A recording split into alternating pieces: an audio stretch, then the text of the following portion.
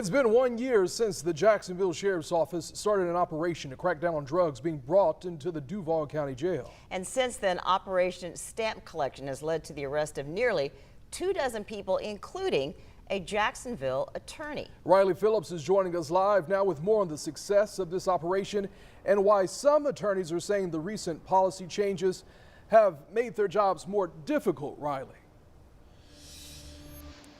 Yes, JSO implemented this new policy back in October 2023, requiring copies to be made of all documents being brought inside the jail.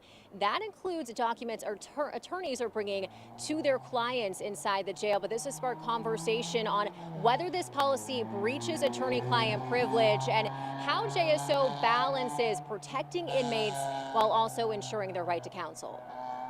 What looks like a normal 8.5 by 11 piece of paper, so they'd take the contaminated paper, has actually been dipped in synthetic drugs. divvy it out, and then sell it to whoever would be willing to buy it. The Jacksonville Sheriff's Office began noticing an uptick of this drug-laced paper several years ago. Since then, Kevin Goff, the Director of Corrections for JSO, says they have been working to stop paper like this from getting into the jail. We close the door, so to speak, and they find another door to open and try to get it in. In October 2023, JSO implemented a new policy. All documents being brought into the jail are now copied, and the original is destroyed. A policy that some attorneys say has made their jobs more difficult.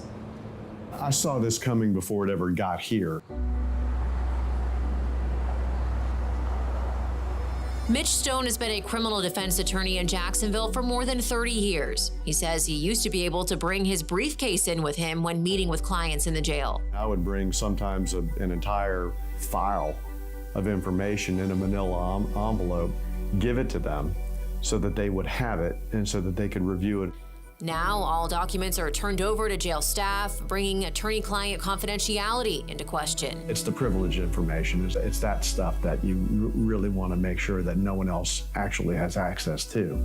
So that becomes the challenge. JSO began investigating how drug-laced documents were getting into the jail back in February 2024. Since then, 24 people have been arrested, including a Jacksonville defense attorney. Goff considers this investigation, along with the updated policy, a success. In 2023, we had 23 overdoses inside the jail, and last year we were down to 9. So it's a 61% reduction in the number of overdoses in the jail, which I think is a testament to the number of changes that have been made and the good work by the people that work for me. But attorneys still have concerns about turning over potentially privileged information. Goff tells me he is aware of those concerns, and he wants to assure those attorneys jail staff are careful with the paperwork. When they come in, they bring the paperwork to a floor officer that they want to give to their client. We take that paperwork, we make copies in front of them, shred the originals, give the copies to the attorneys. Goff says JSO will continue to adapt as inmates get more creative with new ways to smuggle drugs.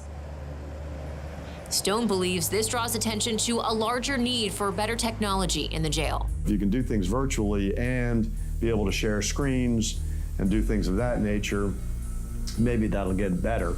But right now we don't really have that ability. So there's definitely a gap that's going to create some problems. And the problems really will be in the concept of effective assistance to counsel.